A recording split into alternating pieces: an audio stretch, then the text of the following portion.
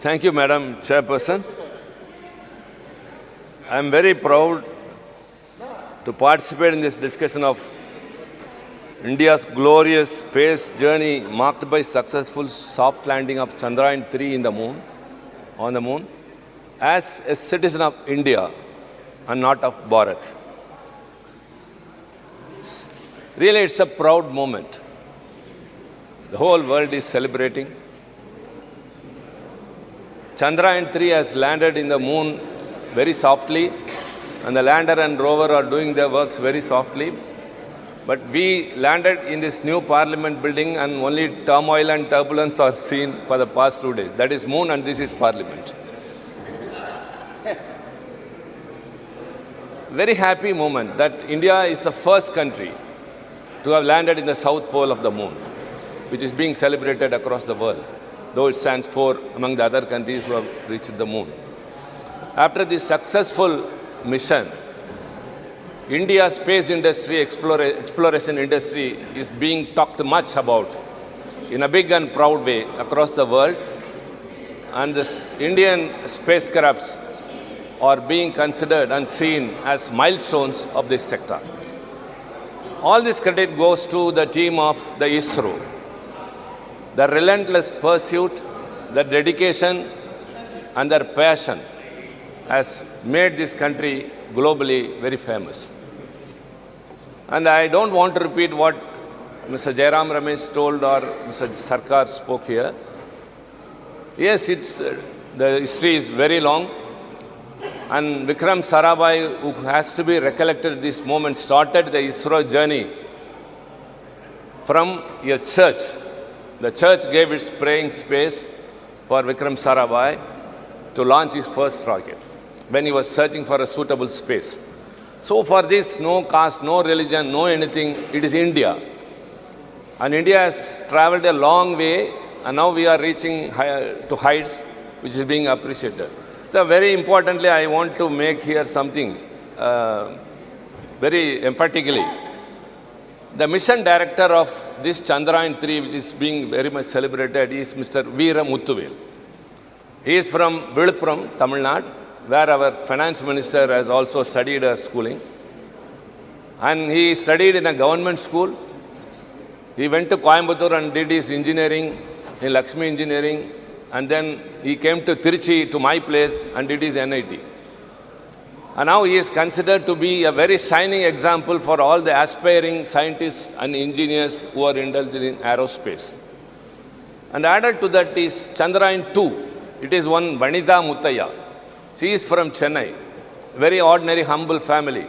She also studied from a government school, studied in various engineering colleges in Tamil Nadu, and now she was the project director of Chandrayaan-2. And Chandrayaan-1, Mailsamy Annadurai, who is called as the Moon Man, he was the first one. 1969, Apollo landed in the moon with Armstrong, but they returned. But it was the mission of Mailsamy Annadurai which came with the result that there is water is available in the moon, and that is being held across the world. He is responsible for 60 satellites which have been successfully launched by the ISRO. He is also from a very humble family. He studied in the government school and have achieved. And now the Aditya #1, Aditya 1, going to explore the sun. The mission director is one Nisha Shaji Sultana from Sengote of Tamil Nadu, southern end of Tamil Nadu. She also is from a very humble family, and she studied in a government school and did her engineering. So what has been established by all these things means, to achieve something, a person need not study in a government school, a person need not go abroad to get their education. And all these students and all these engineers who have succeeded are from Tamil medium school. And their second language is only English. So to reach the space, Veera Muthuvel, the successful mission director of Viluppuram, started from Viluppuram and landed in the moon without Hindi and Sanskrit. So we are very proud to say these scientists have not only taken the position of India globally, that India's ISRO space exploration is par excellence, than the developed countries. So also they have established even persons from ordinary family who are expertised in their own mother tongue and having English as their link language can successfully achieve many things. So this is a very, very important thing we have learnt in this, and we have to compliment every one of the scientists. Siva, who was the former chairman of ISRO from Kanyakumari, and now the chairman, Mr. Somnath, all have made us very proud. And this parliament, cutting across the political parties, as I said, as citizens of India and responsible members of parliament, and I from DMK party, Veera Muthuvel was immediately called and being appreciated by our Chief Minister, M.K. Stalin, after the mission was successful. So we, as members of parliament, with all responsibility and with proudness, let us compliment and congratulate the team of ISRO for having taken India globally to a very, very remarkable place. Thank you very much. Srimati T. Sumati ji.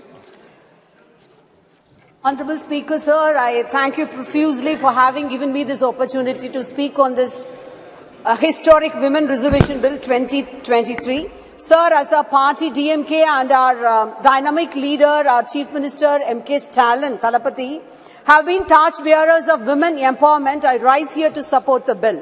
While I appreciate the initiative, I do have my own fears, anxieties and doubts. Sir, I opened up to read the bill with huge expectations that it will lead women to enter into untrodden paths. So far, they have not experienced and into uncharted territories. But again, I ended up with huge disappointment. It is like a post-dated check in a bankrupt bank.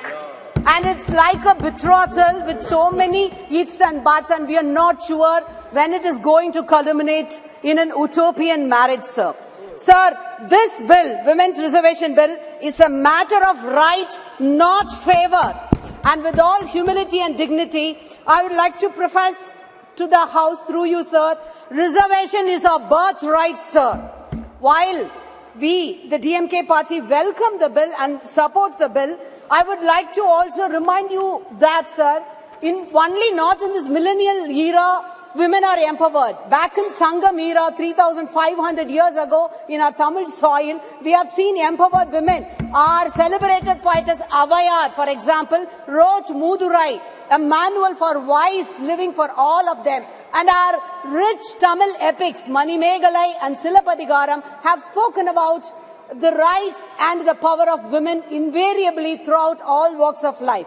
Sir, Tamil Nadu is a role model state, and this bill has been perpetuated and had been put forth by so many male political parties, but the seed is sown in the soil of Tamil Nadu by the Dravidian movement.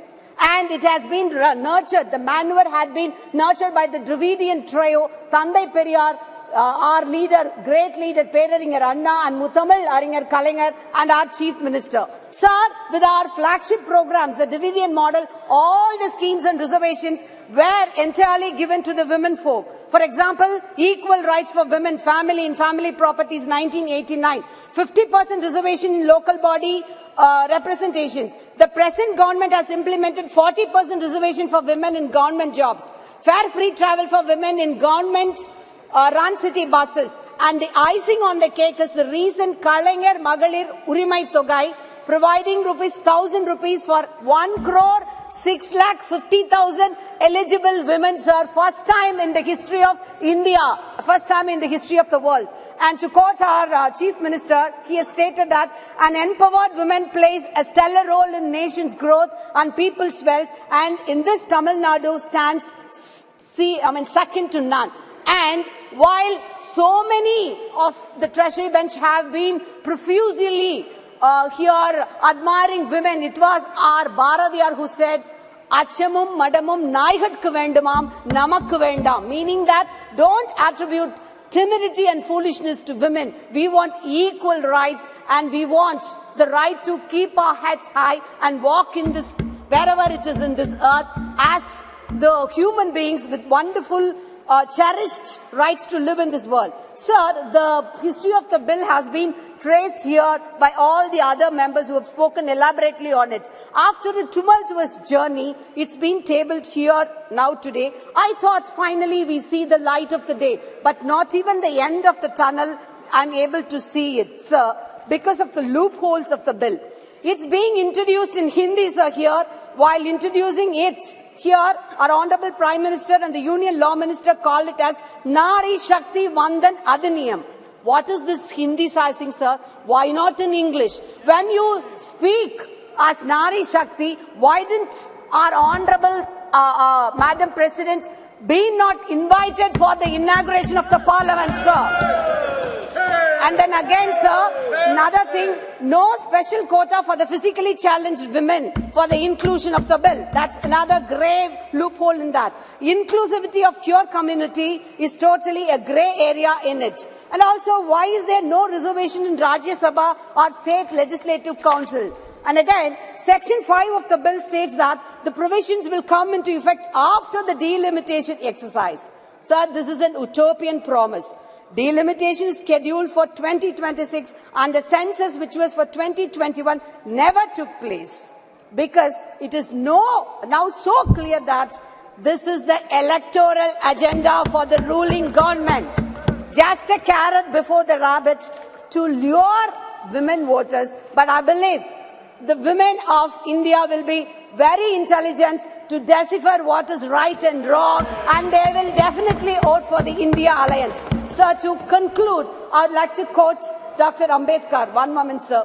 On 4th November 1948, Dr. Ambedkar, having introduced a draft report in the Constituent Assembly with modification, stated that this constitution, it is workable, it is flexible, and it is strong enough to hold the country together both in peace time and in war time. Indeed, if I may say so, if things go wrong under the new constitution, the reason will not be that we had a bad constitution.